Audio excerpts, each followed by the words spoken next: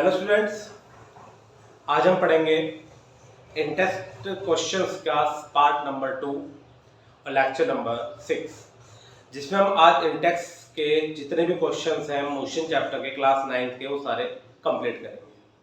तो अगर आपने मेरा पहला वीडियो नहीं देखा वो जरूर देखना, क्योंकि उसके बाद ये पूरी सीरीज चलती आ रही है। कहीं भी आप स्किप करेंगे तो आपको दिक्कत आ सकती है। ठीक है, चलिए अगला क्वेश्चन हमारा है कि what is the nature of distance time graph for uniform and non uniform motion। Uniform और नॉन यूनिफॉर्म मोशन के लिए हमारा डिस्टेंस टाइम ग्राफ कैसा होता है। तो ये हम ग्राफ वाले टॉपिक में कर चुके हैं कि यूनिफॉर्म मोशन में हमारा जो डिस्टेंस टाइम ग्राफ है वो होता है स्ट्रेट लाइन। कैसा होता है? Straight line. और नॉन यूनिफॉर्म में कर्व लाइन। ठीक है। और अगर आपने नहीं देखा मेरा पिछला वीडियो तो जिसमें हमने ग्राफ के बारे में पूरी स्टडी करी है उसको आगे बढ़ाइएगा, उसको जरूर पढ़िएगा। चलिए अगला क्वेश्चन लिखा है कि what can you say about the motion of a object whose distance time graph. ये रहा डिस्टेंस, ये रहा time parallel to x axis. अब ये तो सबको पता है कि यहाँ एक्स एक्सिस हॉरिजॉन्टल लाइन होती है, वर्टिकल लाइन कौन सी होती है? Y axis. Distance time graph में अगर एक लाइन खींची जाए जो एक्स एक्सिस के पैरेलल हो तो क्या दिखाएगी? ये हमने ग्राफ वाले टॉपिक में इसे भी कवर किया था। तो ये दिखाएगी कि इस टाइम पर भी ये ऑब्जेक्ट इस डिस्टेंस पर है, इस ऑब्जेक्ट पे भी इस टाइम पर भी ये ऑब्जेक्ट यहीं पर है। डिफरेंट डिफरेंट टाइम इंटरवल के लिए जो ऑब्जेक्ट है वो सेम डिस्टेंस कवर कर रहा है, मतलब सेम डिस्टेंस पर ही है। इसका मतलब ऑब्जेक्ट चल ही नहीं रहा है, और इसका मतलब ये हुआ कि ऑब्जेक्ट किस पर है? रेस्ट पर। तो ऑब्जेक्ट किस पे होगा? रेस्ट पर। ठीक, चलिए अगला क्वेश्चन है what can you say about the motion of an object whose speed time graph. क्या बोला है? Speed time graph. यह है स्पीड, यह है time. Speed time graph is parallel to x axis. ये हमने पढ़ा था, ये भी हमने पढ़ा था। स्पीड टाइम में अगर ये लाइन दिखा रहा है तो देखो, समझो इसे, इस टाइम पर इसकी स्पीड ये रही, मान लो जितने भी है 30 मान लो। दूसरे टाइम पे भी इसकी स्पीड सेम है, तीसरे टाइम पे भी इसकी स्पीड सेम है, यहीं पर है 30। इसका मतलब अलग अलग टाइम पर स्पीड सेम है, मतलब object moving with constant speed. कैसे? वो कांस्टेंट स्पीड से चल रहा है, और कांस्टेंट स्पीड में एक्सीलरेशन कितना होता है? 0। कितना होता है? 0। चलिए नेक्स्ट अगला क्वेश्चन उसने कहा कि what is the quantity which is described by the measured by the area under VT graph. VT graph में या एसटी ग्राफ में, डिस्टेंस टाइम ग्राफ में और स्पीड टाइम ग्राफ में अगर हम किसी चीज का एरिया निकालें, ये तो ये हमें क्या देता है? तो आपको याद होगा ग्राफ वाले ही चैप्टर में, आप ग्राफ वाला लेक्चर जरूर देखिएगा। आधे घंटे का लेक्चर है, लेकिन उसमें मैंने एक एक चीज को क्लीन करके बताया है। हर टाइप के क्वेश्चन करने की कोशिश कीजिए कि कैसे हम सॉल्व करेंगे। तो अगर हम वीटी ग्राफ में एरिया निकालते हैं तो हमें क्या देता है? वो हमें देगा डिस्प्लेसमेंट या डिस्टेंस। अब डिस्टेंस याद करें, डिस्टेंस देगा, क्योंकि शायद क्वेश्चन में है वेलोसिटी टाइम ग्राफ। तो वेलोसिटी टाइम ग्राफ में जो एरिया होगा वो क्या देगा हमें? वो देगा डिस्प्लेसमेंट।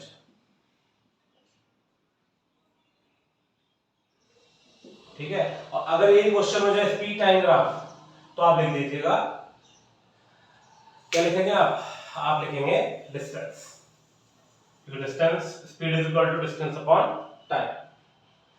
चलिए नेक्स्ट क्वेश्चन है, a bus start from rest moves with a uniform acceleration 0.1 metre per second square. अब बस स्टार्ट फ्रॉम रेस्ट, मतलब स्टार्ट फ्रॉम रेस्ट का मतलब u बराबर 0, क्योंकि क्या हो रहा है? ये स्टार्ट फ्रॉम रेस्ट। आगे उसने कहा moves with a uniform acceleration of 0.1 metre per second square. ए कितना है 0.1 मीटर पर सेकंड स्क्वायर। उसके बाद कितने टाइम के लिए चल रहा है ये 2 मिनट के लिए, तो टाइम कितना हो गया 2 मिनट। तो निकालिए स्पीड और डिस्टेंस कवर्ड। तो पहले हमें u तो दे रखा है, तो कौन सी स्पीड के बारे में बात हो रही है यहाँ पे, फाइनल स्पीड के बारे में। v निकालना है और s निकालना है। देखिए क्वेश्चन में या तो v दिया होता है ज्यादातर केसेस में क्लास 9 तक, या u दिया होगा। u दिया होगा जब इन्होंने कहेगा कि स्पीड जो है वो मतलब पहले ऑब्जेक्ट रुका हुआ था तब उसने चलना स्टार्ट किया, ठीक है। जब ऑब्जेक्ट रुका हुआ है तब उसने चलना स्टार्ट किया, इसका मतलब वो क्या है, स्टार्टिंग में रुका हुआ था तो फाइनल इनिशियल वेलोसिटी 0। या वो बोलेगा कि वो चलते चलते रुक गया, तो चलते चलते रुक गया तो फाइनली क्या हो गया 0, मतलब v इसका कितना हो गया 0 हो गया, ठीक है ना। तो यहां पर हमने कहा कि स्टार्ट फ्रॉम रेस्ट, तो u 0। अब हमें क्या निकालना है, हमें निकालना है स्पीड और डिस्टेंस। देखिए 3 इक्वेशन मोशन पढ़ी थी हमने, v equal to u plus at, s equal to ut plus half at square, और v square minus u square equal to a s। यहां पे हमें v निकालना है, तो देखो पहले इक्वेशन सब कुछ गिवन है, हमें टाइम को हम निकाल देंगे सेकंड में, तो v equal to u plus at से हम निकाल देंगे v, क्या निकाल देंगे v निकाल देंगे, फॉर्मूले में रख दोगे। u कितना है 0, a कितना है 0.1, t कितना है 120, ये आ गया 12 मीटर पर सेकंड। मैं मल्टीप्लाई तो कर लोगे, इसको कुछ मत करना, ये 0 हो चुका है, इसको अलग करेंगे, मल्टीप्लाई करते हैं पहले, ठीक है।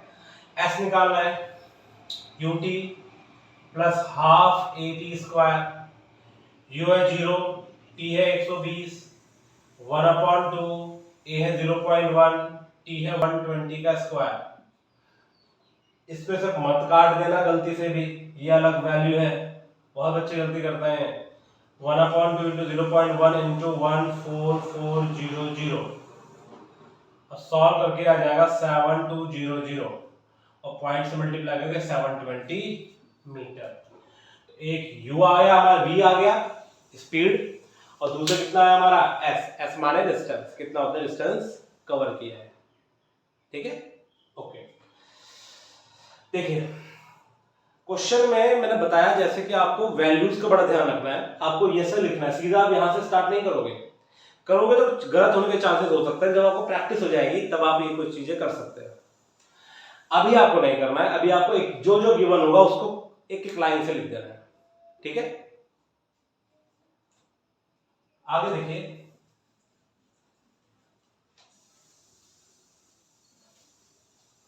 अगला क्वेश्चन है, A train is traveling at a speed of 90 km per hour। Starting में कितना चल रही है 90 kilometre per hour. Kilometre per hour को किस में बदलेंगे हम, मीटर पर सेकंड में, 25 मीटर पर सेकंड। उसके बाद वो ब्रेक लगता है, देखो उसमें क्वेश्चन में लिखा है, क्वेश्चन पढ़ लेना, मैं ऊपर लिख दूंगा, ब्रेक्स आर अप्लाइड। तो ब्रेक अप्लाइड माने v इक्वल टू 0, ब्रेक अप्लाइड माने गाड़ी रुक चुकी है, ब्रेक लगने पे गाड़ी रुकती है ना। और उसका एक्सेलरेशन है 0.5 metre per second square, a is equal to 0.5 metre per second square. तो ठीक है, how far will the train will go before it brought to rest. रुकने से पहले ऑब्जेक्ट कितना चल चुका है, क्या निकालना है, s निकालना है। कौन सी इक्वेशन लगाएं, देखते हैं कौन सी लगती है, ut is equal to half at square. देखो फर्स्ट तो लगाएंगे नहीं हम, क्योंकि जो फर्स्ट इक्वेशन है उसमें डिस्टेंस होता नहीं है, ठीक। ये लगा सकते हैं, ये लगा सकते हैं,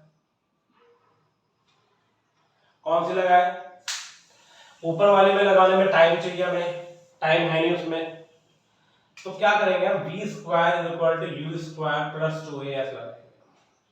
v कितना है 0, u कितना है 25 का स्क्वायर, 2 इंटू a कितना है 0.5 इंटू s, ठीक।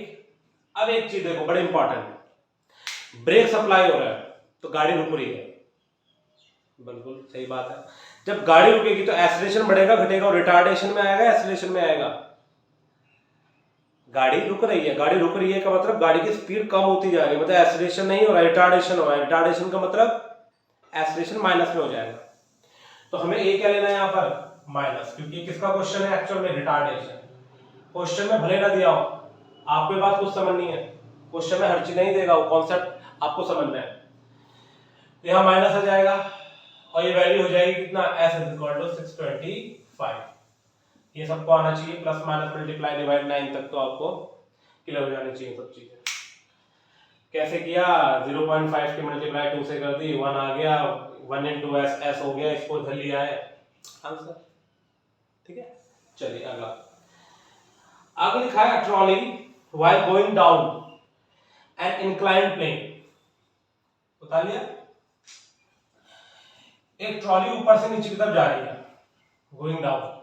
कहां जा रही है? ऊपर से नीचे की तरफ। तो u बराबर 0, u बराबर 0, क्योंकि इनिशियली वो रेस्ट पे थी। मैंने लिखा है पीछे नोट्स पे, जब ऊपर से कोई चीज नीचे की तरफ आती है तो u क्या लेंगे हम? 0 लेंगे। आगे उसमें लिखा है एक्सीलरेशन इसका 2 सेंटीमीटर पर सेकंड स्क्वायर। सेंटीमीटर को बदलेंगे मीटर में। भाई 1 मीटर में 100 सेंटीमीटर और 1 सेंटीमीटर में 1/100 मीटर। बस ये तो करना है, ठीक है ना। ए भी आ गया आपका। ए आने के बाद वेलोसिटी बताओ, 3 सेकंड के बाद। कितने सेकंड के बाद? 3 सेकंड के बाद। तो एक इंक्लाइन प्लेन है, यहां से ऑब्जेक्ट को नीचे फेंका जाता है। तो जब भी मैंने बताया था ऊपर से कोई चीज फेंकी जाएगी तो u बराबर 0 ले लो, नीचे आएगा तो a प्लस में आएगा, क्योंकि वो स्पीड बढ़ेगी। समझ रहे हो ना, इंक्लाइन प्लेन में स्पीड बढ़ेगी। और टाइम कितना लिखा है? 3 सेकंड। v निकाल लो, v is equal to u plus at। v is equal to u plus a कितना है? 0.02 into 3, तो v हो जाएगा 0.06 metre per second square, sorry metre per second. ठीक है, v is equal to 0.06 metre per second. ठीक है, चलिए अगला देखिए। समझ आ रहा है भाई? सेंटीमीटर पर सेकंड स्क्वायर है, एक्सीलरेशन में क्या करता है? मीटर पर सेकंड में बदलता है, सेंटीमीटर को मीटर में बदल दिया हमने। आ गया हमारा क्वेश्चन। अब देखिए नेक्स्ट, अगला है a racing car has a uniform acceleration of 4 metre per second square. ये कितना दे रखा है? 4 metre per second square. What distance will it cover in 10 seconds after start? Time 10 seconds after start, मतलब u is equal to 0। देखो समझना है कि गाड़ी अभी स्टार्ट हुई है, तो v is equal to u plus क्या निकालना है? हमें निकालना है what distance, s निकालना है। s कैसे होता है? ut plus half at square. लगा दो बस, यही तो लगेगा। u कितना है? 0 into 10 प्लस 1/2 a into 10 का स्क्वायर। s आ जाएगा तो 0 हो जाएगा, प्लस 2 into 100, ये आ जाएगा 200 मीटर।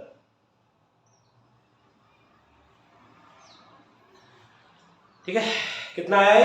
200 मीटर। चलिए नेक्स्ट। समझ में आ रहा है ना? कुछ नहीं था, बहुत आसान क्वेश्चन था ये।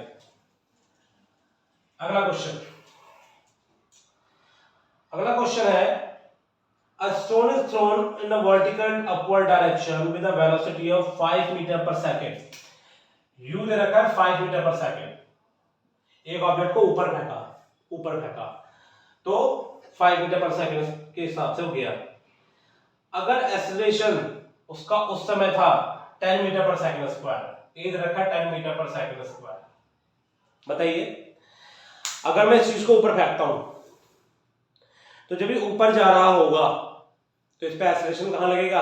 नीचे। मतलब ग्रेविटी आपको पता है, नहीं पता तो 2 चैप्टर के बाद आएगी, 1 चैप्टर के बाद। तो ये जब ऊपर जाएगा तो ग्रेविटी इसको नीचे खींचेगी, तो जी हम ए की वैल्यू किस में लेंगे? नेगेटिव में। किस में लेंगे? नेगेटिव में। दूसरी बात, जब भी कोई चीज ऊपर फेंकी जाती है तो उसकी स्पीड लगातार घटती है, तो घटने की वजह से फिर से हम क्या लेंगे, ए को नेगेटिव। आगे उसने बताया कि what will be the height और how much the time taken to reach the highest point. देखो एक ऑब्जेक्ट को यहां से फेंका ऊपर, और मैंने आपको नोट्स बनवाए थे कि जब भी ऊपर जाता है तो v इक्वल टू आप कितना लेंगे, 0।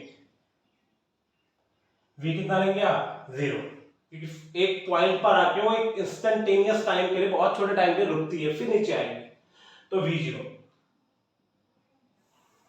क्या निकालना है आपको, आपको निकालना है टाइम।